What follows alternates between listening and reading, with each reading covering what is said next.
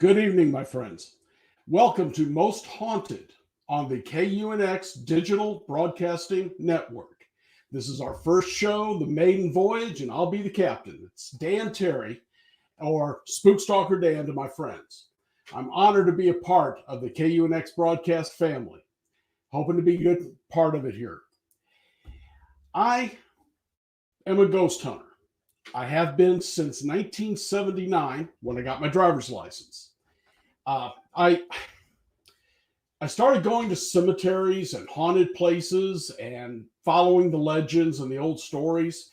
And after high school, I joined the military.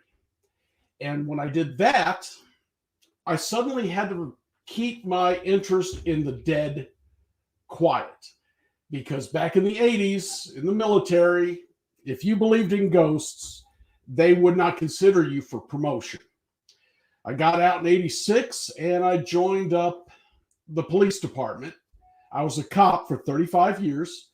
And also, there again, I couldn't outwardly show my interest in ghosts, even though I continued studying and following and reading, but I couldn't bring it to the public until ghost hunters come out.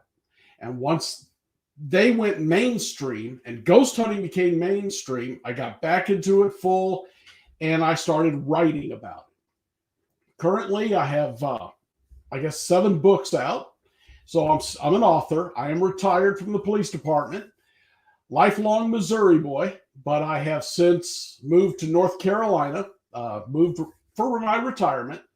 And that's where you're finding me at tonight, hoping to eventually chase Bigfoot through the Blue Ridge Mountains. But I'm also very glad you're here because I think we're going to have some fun on this one. And I got to say, I am almost unworthy of being here. I'm a ghost hunter, and I have ghost hunted in some incredible places. The Fox Theater in St. Louis is just incredibly haunted. I've been to the Oz Museum in Wamego, Kansas.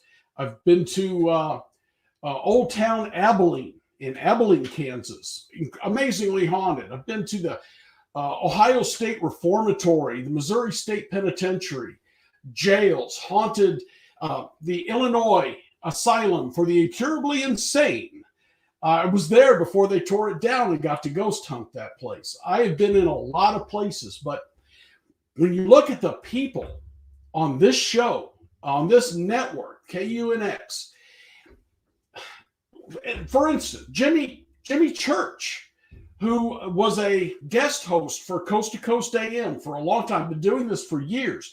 Margie Kay, who has got a magazine and is running this program, this whole network. Whitley Strieber, who's had movies written about him, books he's written about his contact with aliens. And he was also a guest host on Coast to Coast. He did his own Undiscovered Country, I think it's called. I used to be a member of it when it was on the internet. I am standing with giants. The only person I could think of bigger than the people I'm working with would have been Art Bell, God rest his soul. So I'm really excited to be on UNX. It's amazing, and I want you to keep following this ship. Tonight's the main voyage of this show, but there's going to be so much going on this. And follow along with this. This is going to be the future of paranormal. This network will be where the good stuff is. When Margie invited me to do a show like this, we talked about what kind of show it would be. And what I wanted to do is talk and bring out the people of paranormal world you don't get to meet. This is not going to be Amy Bruni or Zach Bagans or the guys from Ghost Hunters or the big names, John Zaffis, who I respect greatly, but these are the big names who's on all this stuff. How about the guy who runs the ghost tours in your town? Or the folks who bought a haunted hotel. I've been to several, been to a lot of them really, and it's amazing how many of these places there are. the folks who work for ghost tours in Charleston or Savannah, and they deal with the paranormal constantly, and yet you never get to hear their stories because they don't have their own TV show. Well, I'm going to give them a forum right here, and we're going to talk to people who's really into the ghost world. So you stick with me, you're safe. It's going to get strange, I know, but let me tell you, after 40 years of ghost hunting, it's never got weird enough for me. And you're going to have a blast. Just stick with me. Second star on the right, straight on till morning, and we're ready to begin. A couple of months ago, back in, I guess, August, I got contacted by Kathy Ramirez, a friend of mine who runs Ghost Tours of Kansas. And thanks to her and my friends in Kansas Paranormal Research Society, I got to do a lot of ghost stuff out there. She is running ghost tours all over Kansas, Topeka and Holton and several other towns. But there is a hotel built in 1890. Here, check out the shirt. Most Haunted Hotel. Built in 1890 in Holton, Kansas, and it's called the Hotel Josephine. She called me up and said they were going to be on the world's largest ghost hunt. And I don't know if you folks know much about this, but it's been on for about 6 years now. And the world's largest ghost hunt does ghost hunts all over the world, but only in the most haunted places. They check it out thoroughly and they find the place they want on this show. And they chose the Hotel Josephine. I'd never been in it. Kathy talked about it, but I'd never seen it. So I went down there to be a part of this. Tracer Fox, who I'll introduce you to shortly, Tracer is the manager there. And the stories they tell is incredible. So I went there the first night, talked to some of the employees, got their stories. Then the next night, well, that first night, I took the K2 meter and walked around the place myself. And let me tell you something, that place got to me. And that's hard to say. Not scared, but I saw movement where there shouldn't have been any. I put the K2 meter down, walked away from it, asked the spirits to do something, and the meter went off. I got my camera going and videoed this meter going on and off on request within a few hours of my getting there. Next day, I ran part of the tours. I took groups down to the lower levels, and it was an adventure and a half. So I will let Tracer Fox tell you about this story right now. Tracer, can you hear me? Yeah, I can hear you. All right. Folks, this is Tracer Fox, manager of the Hotel Josephine in Holton, Kansas. And, well, I'll let him start. You actually lived there before you opened it up, before it was even ready to be a hotel. Right. We bought the hotel in November of 2020. So we're actually in about a week. We're coming up on 1 year of ownership. But I actually lived there for 6 months. And then I moved out, not related to anything paranormal, but I was just ready to get out of the work 24 hours and 7 days a week. So, yeah. So it was built in 1890, and it was named after the first owner's, 9-week-old child or something? 4-month-old child, Josephine Walker, yeah. Okay. So it was named after her, and you said you have actually seen her in the hotel. I haven't seen her, but there has been reports that she has been seen, yeah. We believe we have communicated with her via EVP and K2, but I haven't personally seen her. I would love to. I actually haven't ever seen an apparition, but I've seen shadow figures and stuff like that. So right. So tell me about when you lived there. Well, first, had there been any reports of this place being haunted before your family bought it and you moved in? Yeah, it was actually it was known as haunted, but we weren't for sure the extent of it and how much haunt. the owners prior to us, they weren't into the paranormal. They didn't talk about it, and they actually got more open about the paranormal encounters. As we got closer to signing the paperwork, of course. Really? Yeah. So they wouldn't let anyone in during ghost tours. They'd only let them in the lobby or on the staircase even. But we were basically the first people to allow tours and allow paranormal investigations, period, at times. So everything that we're learning is basically what we're learning on the fly. So it's all still new, and we're still trying to uncover things. So, and apparently doing a lot of uncovering from when I was there. Yeah, okay. There's a lot. There's still probably tons more to be uncovered. So, well, let's see. You're one of the female employees I spoke to the night before I met you said a washcloth had been thrown at her in the laundry from across the room. She was the only one in the room, but it come flying across and hit her in the neck. She also mentioned getting her hair pulled in the John Wayne room. Do you have any stories like that from some of your people? Mainly just shadow figures being seen. Something that was probably the most recent activity that I've noticed that happened to me.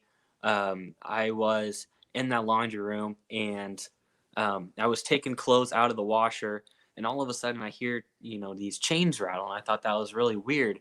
But I looked up, and the light is going back and forth sideways. So I was thinking if I hit the light, it would be going forward and backwards, as if my right. But it was violently going back and forth like this, and if I would have touched it, I would have felt it. And with the wet towels, they all drooped down; they weren't poofing up. So that really freaked me out a bit. I actually stepped back and just had to examine what was going on to fully appreciate it, I guess, because that was pretty bizarre. So yeah. So the laundry room must be a hot spot that I wasn't aware of. If you've had it as something happen and she had something happen, where's the laundry room at? It is in the basement, which is the most active. Yeah. Yeah, I noticed. Okay. Oh yeah. So let's talk about the other investigators you've had come in there. So we've basically have had some amateurs come in. We haven't had any professionals. I mean, other than you, of course. Thank you. But not really any big names. We're working on some things that I can't release, unfortunately. But right now we have some celebrity ghost hunts coming up. Oh, outstanding! Yeah. We have the guitarist of a Killer's Confession, which is a rock band that's toured nationally, and that's about the extent of that right now. But we've had Mike and Sam with Haunted Rooms of America. They're fantastic. She's a psychic medium that actually helps with cold cases for the FBI, and actually has put people on trial with her psychic abilities. She comes in and with her tour group, she comes in and she uncovers a lot of crazy things. So, okay, can you tell me some of it? So the Carrie Nation room, she actually picked up on a serial killer that stayed in the room. Not that the serial killer died in the room, but is somehow attached to that room, whether it being a victim that is living there now, or maybe even a killing in that room, or maybe he just happened to be passing by. But she has picked up on that kind of stuff. So that was one of the big things. And if I remember right, you have a recording out of that room. I do, yeah. A scream, actually, which is captured by the group Mike and Sam, and I can play it right now if you'd like. Go for it, of course. I don't know how well this will play through, but we'll go for it.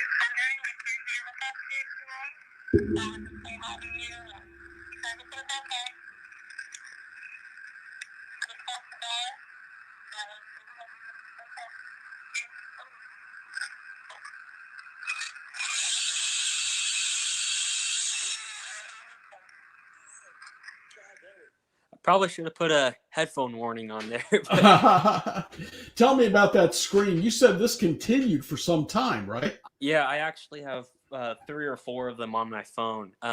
It happened all night.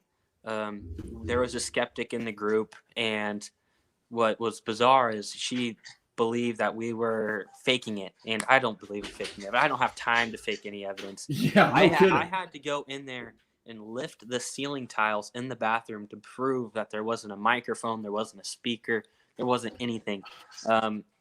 And she even sat in there with the recorder and to see if anything was picking up.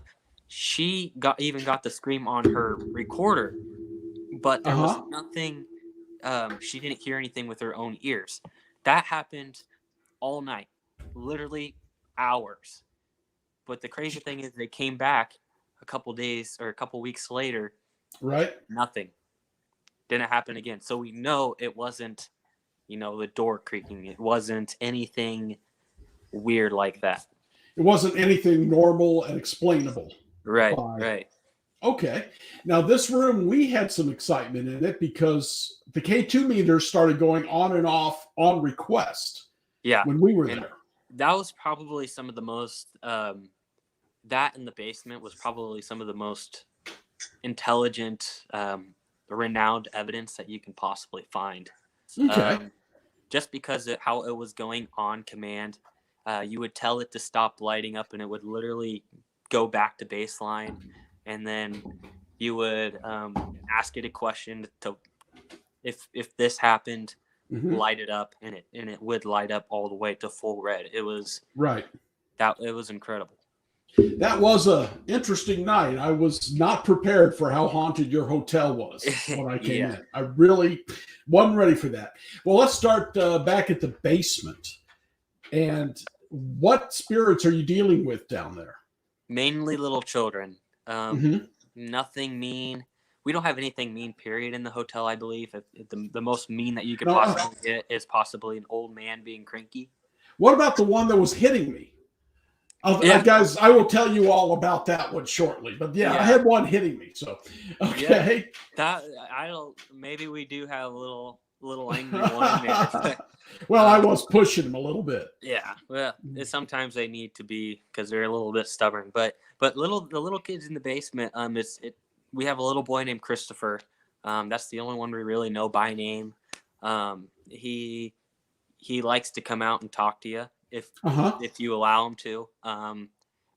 Sometimes in the lobby we'll just have the K2 sitting there, and they'll say, "Hey, Christopher, do you want to come sit by me?" And you'll just pat the chair, and then it'll just spike red, and then it'll go away. So I was like, "Well, he's here." So it's just weird how on command it can be with dealing with him. So have you been able to track who Christopher or any of the others are? We have not.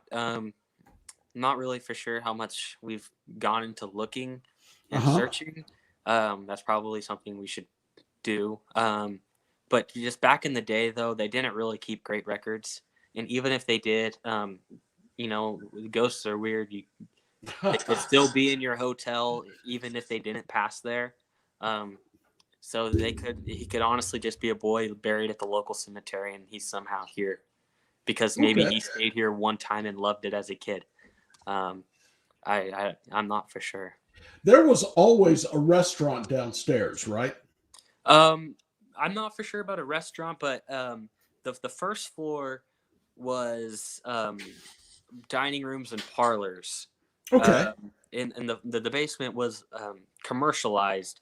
I do recall hearing that there was a restaurant at some point, maybe the kitchen at least in the basement. But the entire basement was commercialized, meaning there was shops. They get off the train that's no longer here. We don't have a train anymore. But back when there was a train, they would get off their train and take the stagecoaches, and then they would drive up to the hotel and go into the basement and set up shops. And it used to be the place to be, actually, down there in the basement. They had operas, dances. They even had a salon. So it was the place to be, and we're just trying to bring that back to the life. So. Well, the room I had, you did a pretty good job of it. Yeah. It had that. Well, the whole hotel. I got to tell you, folks, if you've ever been there, it reminds me a lot of the St. James Hotel in Cimarron, New Mexico. Very old West feel to the place. Long, narrow halls. Got the rooms. Got the cowboy kind of Western artifacts and artwork. It reminded me of that, and it's probably even more haunted than that one. And that one's crazy, but. Like I said, I've not dealt with a hotel like yours. That was amazing. Okay, so we got the boy, and we got 2 girls in the basement. Am I right? Yeah. Not really for sure on the names. They haven't been open to talk as much as they have. But we do know a little girl likes to kind of follow my mom around, who's the main owner. Oh, really? Yeah. I guess she's comforting. So yeah, she does like to follow, not follow us home. We put that boundary up a long time ago. For the most part, they were okay with it. Okay. But yeah, they like to stick around and see what's going on. So. And there was 2 dolls down there that when I suggested taking those dolls home to my granddaughter, the K2s went insane. They did not want me touching their dolls. So you got 2 little girls and 2 dolls. Could they be attached to that? That's a very, very big possibility. We've actually found the dolls in the basement. My brother, when we were cleaning out, the basement was hoarded. Right. There, you could barely walk on it. Maybe about a foot of walking space. My brother, when we were cleaning it out, like the first couple days of owning it, we heard a rock being thrown, and he freaked out, ran away. Well, a couple days later, we got to that corner where that rock was thrown, and we found the box of dolls. There's 2 dolls, and you saw them there. There's no electric battery. They're just old dolls. Yes. Well, they would spike up red all the time on the K2. We even had one time. Well, we had a lady holding a doll. And she said it was fine, and then all of a sudden it felt like a ton of bricks was on it. She then, I got the spirit box out, and I said, "Are you trying to take the doll out of this woman's hands?" Well, a little girl comes across and says, "Yeah." And so then we proceed to walk the doll from across the room into the doll's chair. And it spiked red all the way to the chair. And then once we put the doll in the chair, it went away. So. Okay. So she wanted that doll placed where she wanted it and left alone. Yeah. Okay. And there was a male down there also that we believe was like a father or was trying to protect the 2 children. Yeah. And he's been seen several times. Oh, really? Yeah, at least the shadow figure, not the actual apparition, but the shadow figure. I've seen the shadow figure. He hides behind the door that is where the dolls are, and he'll actually rise above the door, and you can kind of see its head. Very, very creepy, but I think he's just kind of a father figure protecting the little ones. Well, that's what he told us when we actually asked, and he actually engaged with us a little bit, including with the meter and the rods. I gave the rods to some people who had a lot of luck with them, but we had to convince him to let the girls come and talk to us. It took a while before the girls would come out. Once they did, we were down there later in the night when we had the world's largest ghost hunt video going. And what happened that we had the ball and the 2K2 meters? Can you tell the folks about that? Yeah, that was another piece of some of the most incredible evidence you could possibly find. I thought so. Nothing's getting thrown across the room, but it's scientific. But we had a ball, a big old, what was just a rubber ball. Blue, yeah. And it was just sitting in the middle of the floor, and we had K2 meters up to it, and it would look like it's slowly moving, just ever so slightly, and then we would say, "Go kick the ball." We tried to work on the kids to get them to kick the ball so we could catch it on video of the ball moving. Right. Well, we would count down, and literally every single time on command, we go 3, 2, 1, kick. And as soon as it says kick, it would spike red. Yeah. And it every single time. And it was incredible. Yeah, the K2s were really getting a workout that night. Yeah. And we, like you said, count it down and then ask them as a family, try to move that ball, give it a kick. Yeah. And the K2s would go off at 1. And then at one point they kept going off. We said, all right, take a break, take a rest, build your energy up. And what happened? They went off. It moved a little bit. Just so slightly. But the crazy thing is we even had 2 K2s to prove that one wasn't malfunctioning. Yes. And it still moved, or is still spiked all the way to red. So. And there was no electricity in that room, right? No, the light switch doesn't work. The outlets are completely dead. People got to remember that the basement basically wasn't touched before we got there. They had about a foot long of walking space, so you could get back to the boiler and to the garage because it's still on steam radiator heat. Wow. Yeah, and it's starting to kick on now because it's getting a little bit cold. But so some of these rooms, some of these area weren't really move with people. There wasn't a lot of people in these rooms. Okay.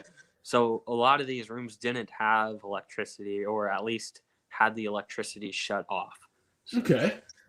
And because if we remember right, we had I had to charge the iPad, and I had the extension cord actually from the laundry room, and we had to wire that in. I'm not sure if you saw that or not, but that's why I moved over by the door to where Brian was with the SLS. I was filming the SLS and getting some iPad charge too at the same time. Okay. Yeah. So for folks who don't know, an SLS detects movement and puts dots and then connects them to where the movement is that we cannot see. It's kind of like a Wii. And in fact, I think the original one used Wii as a base. Yeah. But that's what happened up in the Buffalo room. Let's talk about the Buffalo room. Yeah, so we've even before this, we've run into a little bit of a funny few types of guests that come through. What about since the world's largest ghost hunt, we've had about a 50% rate of people not being able to stay all the night. What? They are getting freaked out. I think that's higher than the Let Mansion in St. Louis. It's not an exaggeration. We're having people leaving at 2, 3:30 in the morning because they're freaked out. We had a guest that I talked to till about 11:30 at night. You know, they were a kind couple. They were drinking wine, and my brother, who was working night shift, said they left at 2:30 in the morning. Well, we called them the next day. We wanted to make sure nothing was wrong with the room, if they're upset or anything. And they said, oh, we assumed you read the book. And we have guest logs in each room. People can write their experiences and how their stay was. We said, no, we didn't read the book. We just wanted to make sure you guys are all right. Well, in the book, they wrote, left at 2:30. Something didn't want us in there. And that was all they wrote. Whoa. So, yeah, that was quite a rise of concern. But we've had about 50% people be able to stay the night. So in that room or in the whole hotel? Oh, in that room. Okay. Yeah. Wow. I had no idea. Now I looked at the diary when I was there, and it had a entry from a worker. He said, I am working on this room and this is creeping me out. Yeah. And you said there were issues with the workers. Yeah, we've had contractors and different types of people coming in, working on the walls, working on the piping, and they won't stay after sunset. They'll leave. They'll come back. They said the room freaks them out. So, but and I'm not psychic. Don't get me wrong. I'm psychic as a fence post, but I didn't find anything evil, mean, vicious. I've dealt with mean ghosts, but I didn't deal with anything like that in there. So I can't understand what's running these people out. Well, yeah, I'm not for sure. I think it's just the fact that it's paranormal in that. It's really haunted. Yeah. It's I've seen shadow figures in there. My brother has seen shadow figures in the closet. We were giving a history tour because not everyone likes the paranormal stuff, so we give history tours because it is a historical hotel. We were given a historical tour to this family, and this little girl was bouncing off the walls, going crazy. She was going into each room's closet and jumping out, trying to scare us while we were giving the tour. Well, not thinking, she runs into the buffalo room's closet. She screams at the top of her lungs and then runs out and says, "Mommy, Mommy, I saw eyes in the closet." So that once bouncing off the walls, crazy little girl had her head down, was no longer she was, something really affected her that night. And that was actually Kathy Ramirez was there. Because it was a Ghost Tours of Kansas event, but my mom was giving historical tours. So Kathy asked if she wanted to share what just happened to her, and she, had her head down. She's like, "No." And she said, "Well, can your mom explain what happened?" Same thing, same answer, "No." So whatever that was in there, whatever the eyes she saw in there, must have really affected her. So, well, I'm sorry for that, but sounds like somebody didn't want her jumping in and out of their room. Obviously, yeah. I thought it was cool. I had to feel sorry for the family, but I was like, ooh, I kind of like that. Now that you mention it, it was while I was saying things to the spirit we thought was in the closet because the K2 went off on the bed that it started hitting me. Yes, yeah. We had this. I believe it was a skeptic that said he could go in the closet or something, and I believe it was sitting on his head and then punching you and back fisting or something. I couldn't tell, but yeah. Folks, if you want to see it, that's video still up, isn't it? I believe so. Yeah, I'll. Go ahead. No, go ahead. The YouTube, the World's Largest Ghost Hunt has a YouTube channel where it's showing every single one of the locations, and so you can go in there and you can watch the Hotel Josephine's entire investigation. It's an hour. It's exactly an hour long, and it's basement. The room where we had the K2s going off, Carrie Nation room, and the Buffalo room was the main points. Yeah, we hit everything, and I believe we were active an hour straight of full paranormal. So, have you heard anything from them? No, but I do know in December, actually less than a month, in Las Vegas, they're having a paranormal convention. And some of the biggest names in paranormal are going to be there. Ghost Hunters are going to be there. Ghost Brothers, Destination Fear, all these big TV shows. It's a huge convention, and they are doing an evidence review. They're going to have the biggest pieces of paranormal evidence going to be revealed during that hour-long time slot that they get. The Hotel Josephine's we're actually going. We're going to be a booth. We're going to be a vendor. Oh, outstanding. Yeah, so it's going to be a lot of fun. And we actually submitted some of our evidence in. I believe we submitted the Carrie Nation room evidence in. So we're hoping they use that. Okay.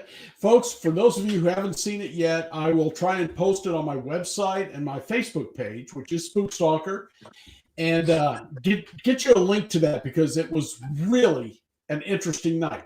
And I do want to add in that this place had haunted spots that was doing this, and each place got an hour. Like, what was that? The Jack the Ripper Museum in London, in Whitechapel. There was a haunted bar in Canada, a haunted jail in Ireland. There was a haunted something in Australia, and all over the world. Dracula's Castle was one of them. The Conjuring House. The Conjuring House was one. And they were on just before us. They got the hour slot before us. Yeah. And anyone from Alton, St. Louis area knows the McPike Mansion. It was on there. So the most haunted places in the entire world. And again, Dracula, Jack the Ripper, prisons, and the Hotel Josephine was chosen to be one of these places. Yeah. So, and again, I was not aware of what I was walking into at the time. Listen, getting back to the Buffalo Room, we've got a video. If Race can pop it up here, and it's from Anne May. What's the name of the group? Ann Paranormal. And the cool thing about her is she actually trained under Ed and Lorraine Warren. No kidding. Yeah. Yep. Wow. Okay. Do you have that video, Race?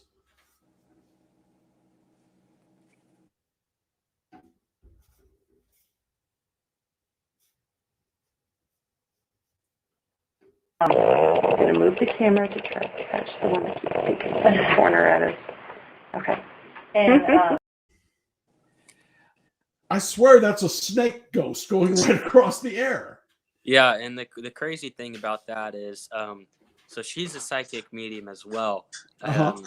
And in the video, you can hear her say, I'm just going to move the camera to whatever's peeking around over there, because she said she could see something peeking around the corner.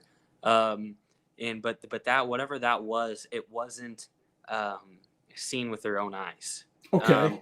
She sent it into Kodak Camera Company, and they couldn't figure out what it was. They said it wasn't dust on the camera. It wasn't it wasn't editing, and it was just a GoPro that they just had sitting there, and they moved it. So that was pretty incredible too. So the Buffalo Room is a big one. Yeah. And was there any other stories of people who's left early? Not during our ownership, but one of the most kind of popular stories that I knew before ownership was they had someone check in to that room. It was a big old strong man that was there because it's a popular hunting hotel, lots of popular hunting locations around. So we get a lot of hunters that stay, and one checked into that room, and he lasted maybe 5 seconds. He walked in and the picture on the wall started spinning, and he checked out. Yeah, he checked out that next second. So. Oh, that's incredible. Yeah. All right, what else we got there? I know the John Wayne room is supposed to have something in it. Yeah, and that was a room that we just recently remodeled. John Wayne did not stay there, but I've actually seen kind of like that snake thing, but more solid and white. Okay. Back then, when I saw it was not remodeled, and there was a TV in that back corner, well, I was able to. I just happened to turn around and I saw this white sheet just float and disappear just like that out of the corner of my eye. It was so quick, I can't even tell if I'm imagining it or not. But right.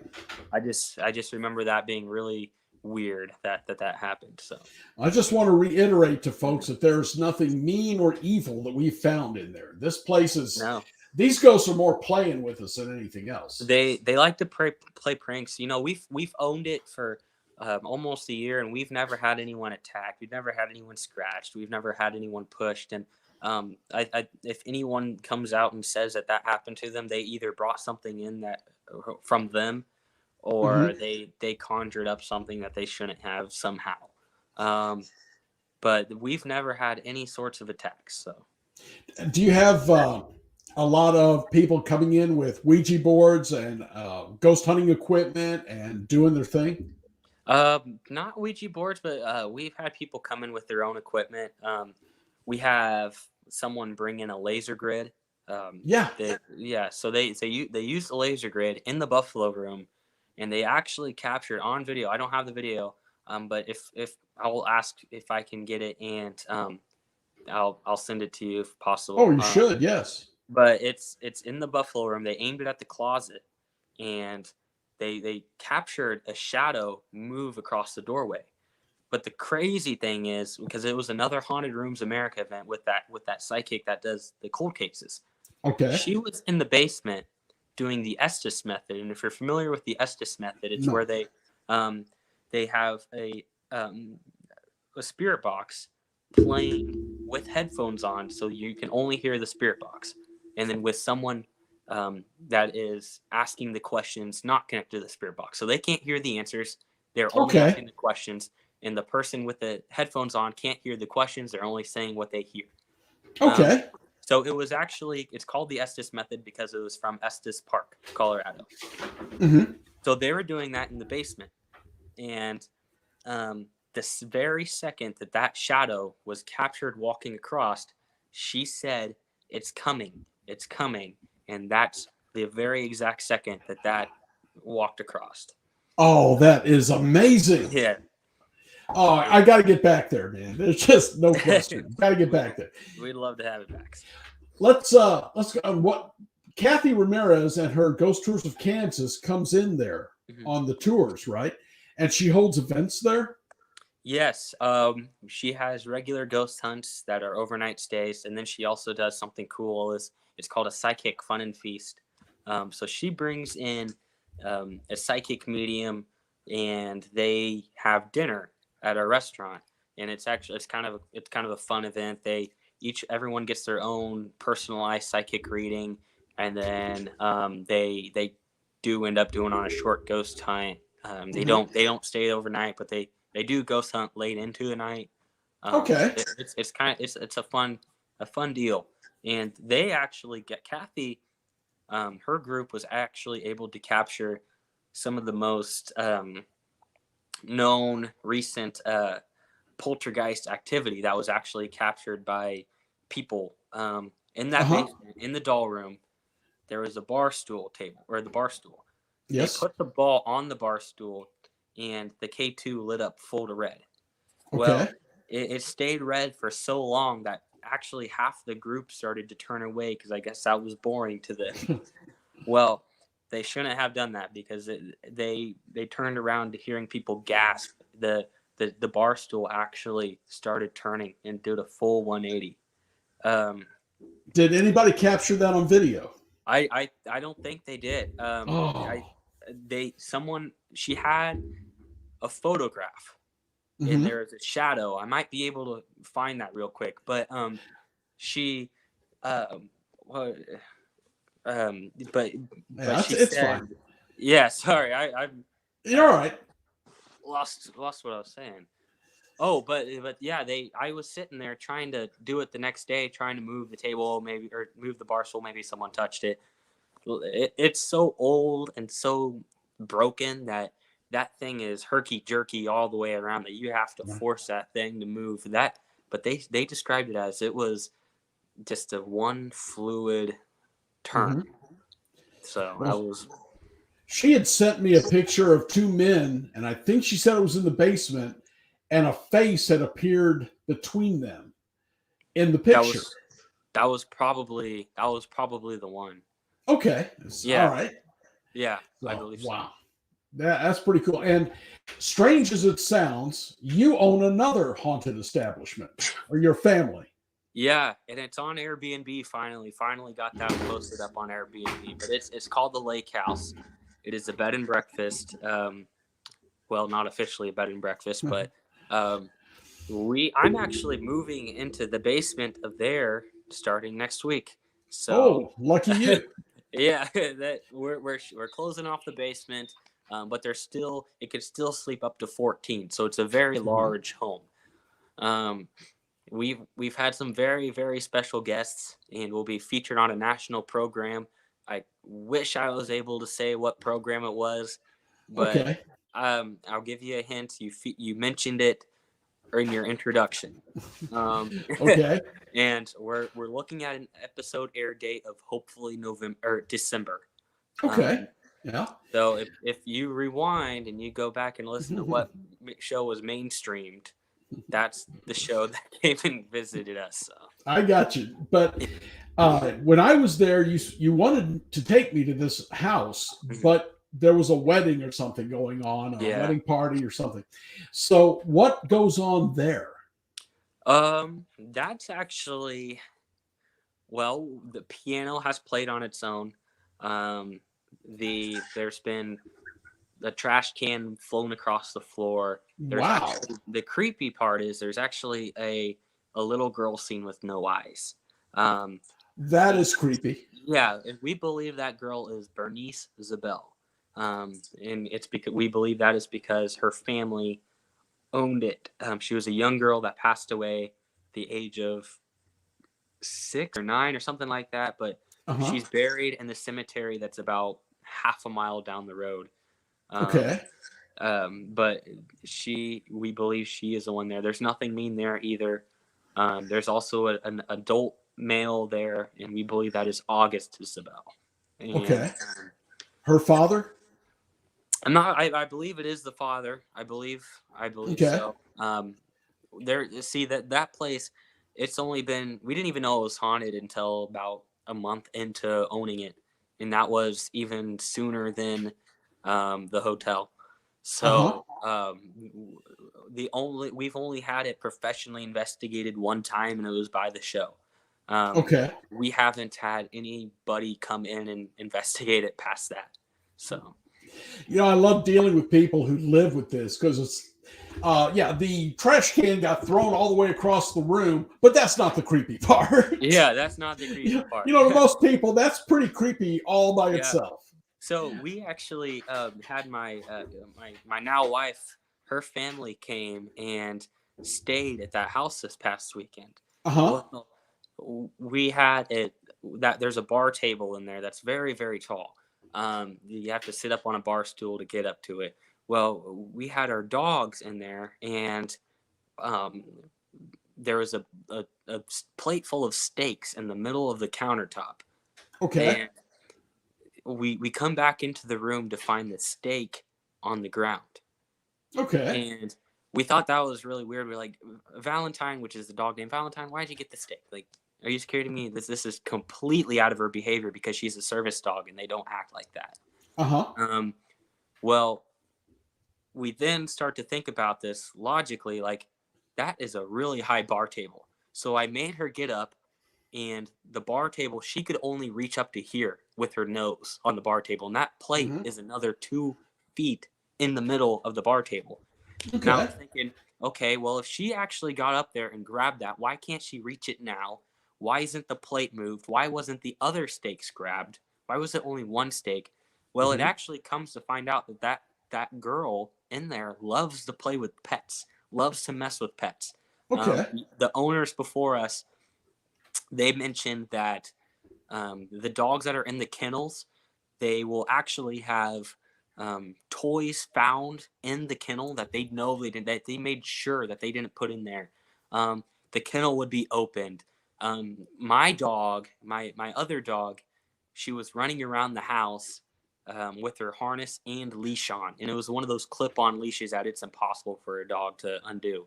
Okay. Well, we noticed that she isn't latched on anymore, and we find the leash folded up, neatly folded up on the top of the stairs. So I think it's that Bernice just loves to play with pets. Okay. Doesn't like seeing them locked in kennels. They don't like seeing them not being able to get the steak. But it was so um, weird that the owners before us, they made sure that they didn't put any toys in the kennel because it was happening so often. And they knew it was paranormal when they came back and they found a stuffed toy inside the kennel. Yeah. So What else you got there? I mean, apparently this is as haunted as the hotel is. yeah, that's what it appears to be. And we've also had we had some cleaning people come out there. She sat down on the couch and she had her ponytail yanked. Okay. We've had people touched, not meanly, just like tapped.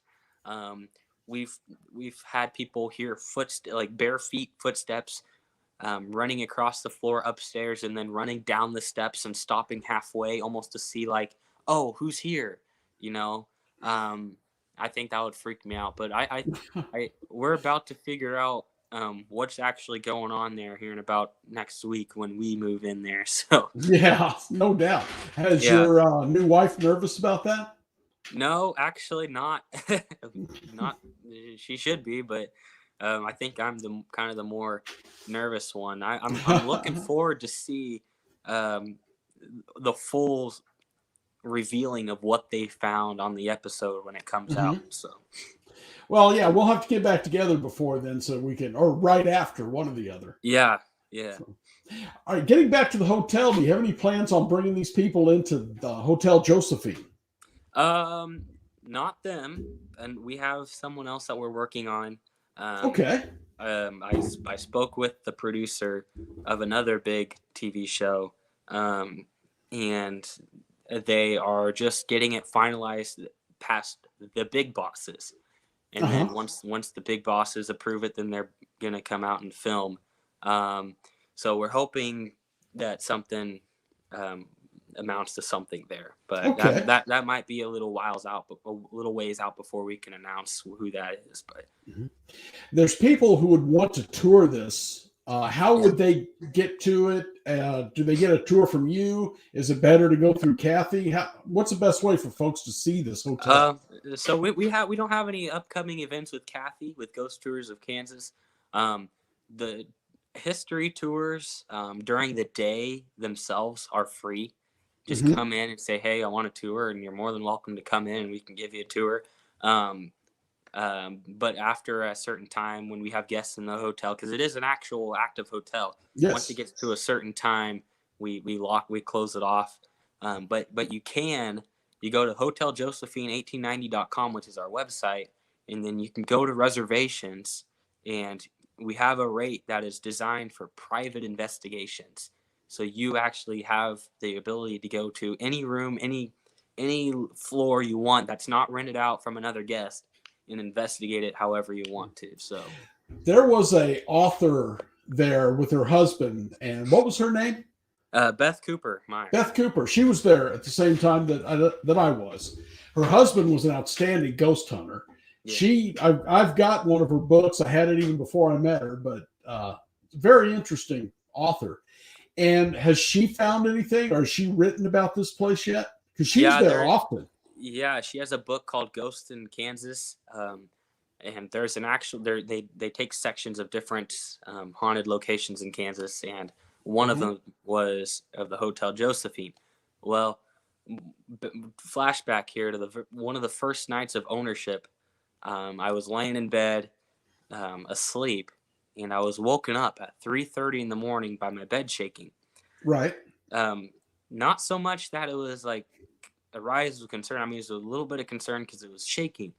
Well, I put my hand on my dog to see if she was scratching or moving of some kind or anything.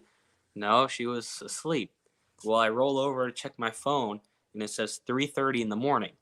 And as soon as I saw the time, it began shaking even more violently. And it was at that point where I literally dropped my phone, held onto the side of the mattresses, and just held on until it stopped. So this, if I remember right, you said it was actually leaving the floor up and down. That was my brother. He had Oh, that too. He felt like it was jumping up and down, like someone was on the end of his bed jumping up and down. But okay. mine was like I was in an earthquake. That's what it felt like. And that's why I checked my phone to see if I got a National Weather Service alert. Uh-huh. I didn't. I didn't even see anything on Facebook about it being an earthquake. But I told my mom about it the next day, and she shrugged me off. She said, "Don't worry about it." The next day, in a different room, the same thing happens to her. Uh-huh. Well, in that book, Ghost Tours of Kansas, or Ghosts of Kansas, Right. one of the things that I didn't even notice until afterwards, it said that was one of the more common themes of activity was beds shaking, or someone feeling like they're getting into bed with you. So that was kind of like, well, I'm not crazy type of moment. But and that only happened. Yeah, that only happened once more to me personally. And I was with my girlfriend, and I woke her up. It was shaking a little bit, and I tried to wake her up so she could feel it, and it stopped as soon as she woke up. So, okay, Tracer, in the last 4 or 5 minutes we've got, give us your website and how to get hold of you and how to see the hotel again and all the stuff for the folks that you really want to. By the way, did your people reservations go up after the world's largest ghost hunt? Yeah, on the weekends, I believe Mm-hmm. they increased. We're getting a lot more people that just come in for investigating, and we have people that even go on trails as the most haunted places in America. They would start out in California, and they would drive across the country. They'd stop at the Stanley, then they stop at the Hotel Josephine, then they go to Gettysburg. So it's kind of cool to be part of that. But yes, Hotel Josephine 1890.com. That is our website, Hotel Josephine, and then the year that we came about, 1890.com. It kind of has our history. I think I got the shirt. Yeah. Most haunted Kansas hotel in Kansas. We've had some celebrity stays. Our Facebook, which is Hotel Josephine. That's kind of the best way to keep up on latest information. Everything goes out on Facebook first, and then our website with events is updated. But the cool thing is, I think the cool thing is we're more than a haunted hotel. We do more than ghost hunts. We have live music. We do carriage rides sometimes. We have Santa Claus coming to visit in December. So got to ask, how was your Halloween thing you had? You had a big Halloween deal this year. Oh, we made sure to pound that hard. Well, how was it? Yeah, we had a haunted house in the basement. We're still cleaning up after that. We had a bar crawl with a couple of other local businesses in town here. That was probably the busiest night of our ownership, which was great. But yeah, we've had a witch's tea party, a cooking class that was like how to cook different types of things, but Halloween themed. So stuff like that. It's been a lot of fun trying to come up with all these different events. So. Well, your place was really awesome. You got a great restaurant, and I had some kind of dish that had locally produced sausage, cheese, and it was amazing. Thank you. Several different types. What's the name of the restaurant? Oak Roots. And what's their hours now? I mean, are they open for people who don't stay there but just want to stop in and eat? On Thursdays through Sundays, we are. Okay. 5 p.m. to 9 p.m. Just with store staffing across America, we've kind of been hit by that as well. So. Oh yeah, everyone is. All right. Well, this has been incredible because you even told me stuff you didn't tell me before, and some new stuff that's happened since then. What do you want to say in the last minute and a half about your place? Well, first of all, I want to thank you for allowing me to do this. But we're slowly but surely trying to bring this place back to life, to its former glory. We're the longest running hotel west of the Mississippi River at one point. I don't think this is it's not going to be easy at all, but it's family run, small business, and that's important. So. Yeah, that is important. All right, Tracer Fox, Hotel Josephine in Holton, Kansas.